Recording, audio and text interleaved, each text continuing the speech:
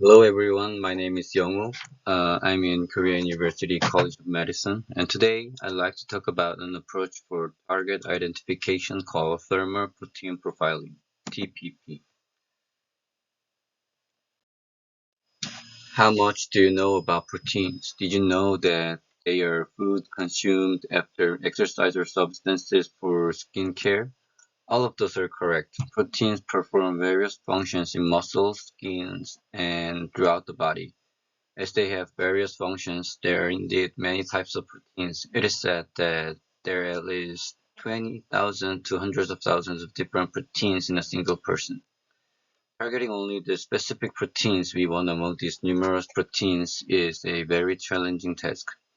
Today, we will talk about a method called TPP, which targets proteins among such numerous proteins. Table of contents of this presentation is as follows. First, we will explain the general outline of TPP. Next, we will introduce the experimental process of TPP. Finally, we will talk about how to analyze the results from the experiment. Before delving into substantive content, it's important to understand some properties of proteins. Firstly, each protein has a unique three-dimensional structures, and their functions are determined based on their structures. Thermostability, a measure of denaturation by heat, is also a unique property of proteins. Proteins with different structures have different thermostabilities. And it means that if protein undergoes structural changes due to binding or something, its thermostability also changes. So here's the point. If ligand A interact with protein B, the structure of protein B will change through interaction and it will lead to the thermal shift of B. Moreover, by observing changes in thermostability, we can guess which proteins are binding with the ligand. You can find the basic principle in more detail in this article, tracking cancer drugs in living cells by thermal profiling of the protein. Let's move on to the experimental process of TPP. The process involves four stages. The first stage is preparation of the cellular material and induction of perturbation. This step involves preparing the cells or other materials for analysis. The next step is heat treatment. This step involves subjecting the proteins to heat to induce denaturation. Adjusting the temperature and ligand concentration ensures accurate data collection. The next step is collection of soluble protein fractions. After heat treatment, soluble proteins are extracted through cell lysis and centrifuge method.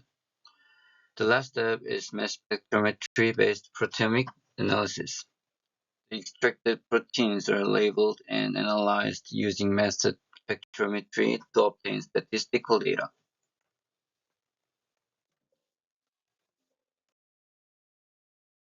Experiments start by the choice of the biological system to study. Cell extracts can be used if the objective is to identify the protein targets of a compound.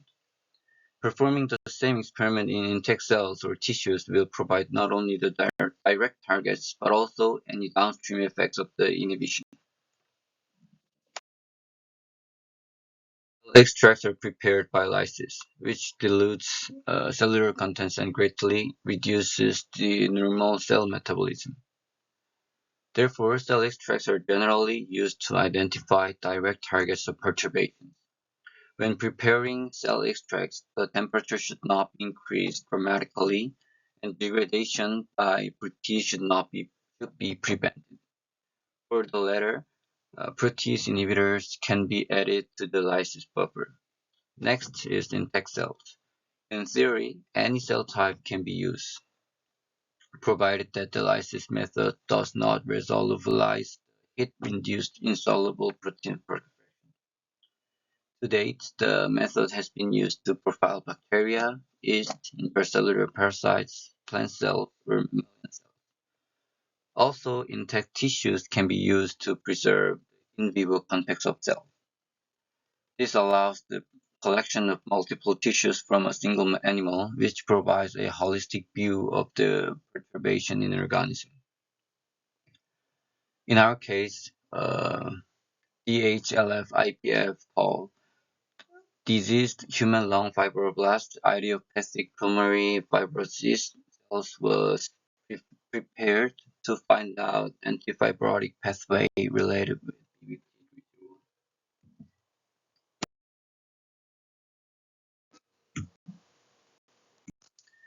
The next step is heat treatment.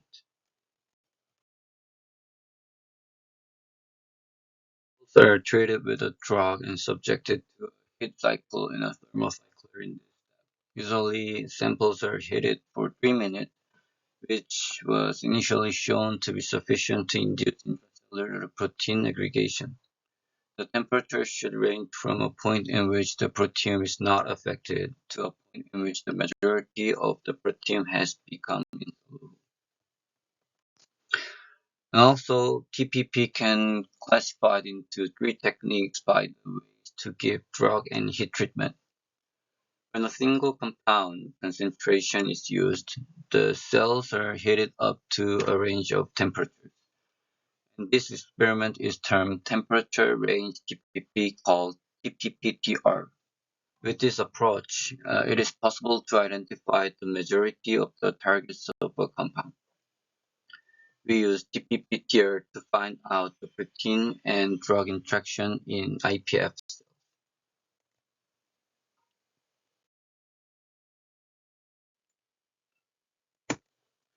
To obtain affinity estimates with TPP, a compound concentration range TPP can be performed. In TPPCCR, cells are incubated with a range of concentration of compound and heated to a single temperature. These data are represented as dose response curves and can be used to estimate compound affinity and rank compounds of targets.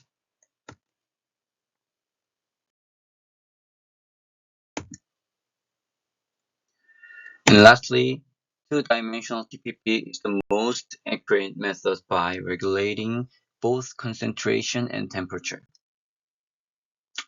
The next step is collecting soluble proteins.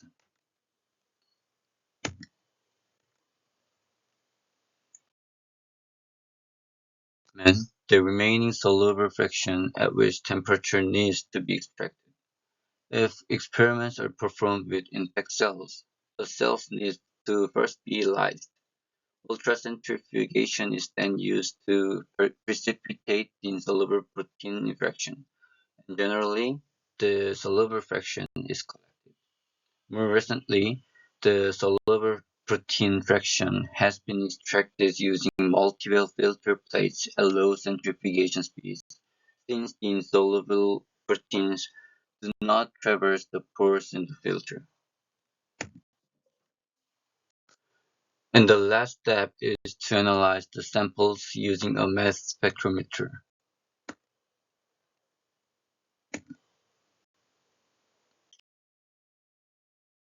We'll give a brief introduction of the mass spectrometer. A mass spectrometer is a device used to analyze the mass of compounds through mass separation. It can also analyze properties such as molecular weight, molecular structure, and composition of compounds. In our lab, we use liquid chromatography to perform mass separation and obtain data. Liquid chromatography involves transporting samples in a solvent and separating compounds within it. Analyze the sample with MS. Once the soluble proteins are collected, they are digested into peptides using a general proteomics workflow. The resulting peptides from each condition are then labeled using isobaric tandem mass spec called TMT and combined into a single sample to be analyzed by mass spectrometry.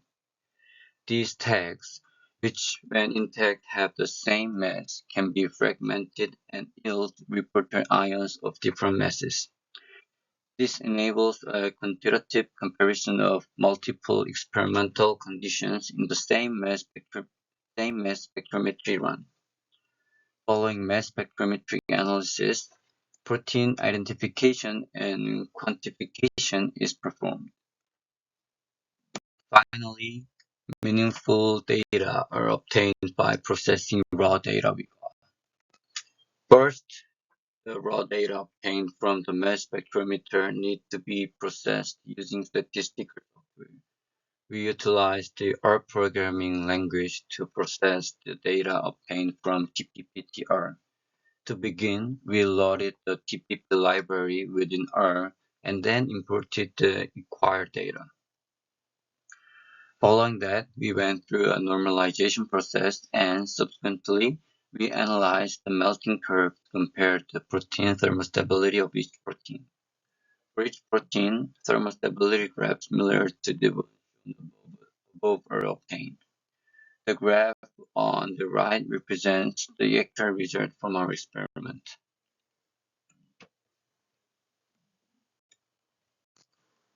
And for the specific analysis, there are several significant parameters. First one is the coefficient of determination R squared, which indicates how well the fold changes fit the melting curve.